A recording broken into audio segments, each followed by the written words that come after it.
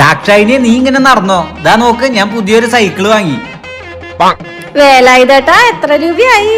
100 രൂപ. 100 രൂപയ്ക്ക് ഞാൻ ഈ കാണുന്ന സ്ഥലം മുഴുവൻ വാങ്ങിച്ചു. ഇക്കാലത്തൊന്നും സ്ഥലം വാങ്ങിച്ചിട്ടിട്ട് ഒരു കാര്യമില്ല. ഇന്നത്തെ കാലത്ത് സൈക്കിൾമ കയറി നടക്കുന്നവൻ രാജാവാ, രാജാവ്. നീ ഈ സ്ഥലം വിറ്റൊരു സൈക്കിള് വാങ്ങ്. ഏയ് വേണ്ട വേണ്ട, ഞാൻ ഈ സ്ഥലം എന്റെ മക്കൾക്കും പേരമക്കൾക്കും വേണ്ടി വാങ്ങിയതാ. ഞാനും എന്റെ സൈക്കിൾ എന്റെ വരാൻ പോകുന്ന മക്കൾക്കും പേരമക്കൾക്കും വേണ്ടി വാങ്ങിയതാ. അവരോടിച്ച് നടക്കട്ടെ രാജാക്കന്മാരുടെ പോലെ. ആ ഈ റോഡിന്റെ സൈഡിലുള്ള 10 സെന്റ് കൊടുക്കാന്ന് വിചാരിച്ചു. ഇല്ലില്ല, 1 കോടിക്കാണെങ്കിൽ മാത്രമേ കൊടുക്കാൻ ഉദ്ദേശിച്ചിട്ടുള്ളൂ. എന്താ സിസ്റ്റർ 1 കോടിക്ക് കൊടുക്കേണ്ട കാര്യം പറയണ്? എന്റെ മുത്തശ്ശി കണ്ട സ്ഥലം മുഴുവൻ വാങ്ങിച്ചിട്ടില്ലേ, അതിന്നൊരു 10 സെന്റ് കൊടുക്കാന്ന് വിചാരിച്ചു. നിന്റെ മുത്തശ്ശി ശരിയായ കാര്യം ചെയ്ത്. എന്റെ മുത്തശ്ശി എനിക്ക് വേണ്ടി വാങ്ങിച്ചു കണ്ടില്ലേ പാട്ട സൈക്കിള്. കേടായ ശരിയാക്കാൻ കൂടെ സ്ഥലമില്ല. നീ ക്രോർപതിയായി, ഞാൻ റോഡ് പതിയായി.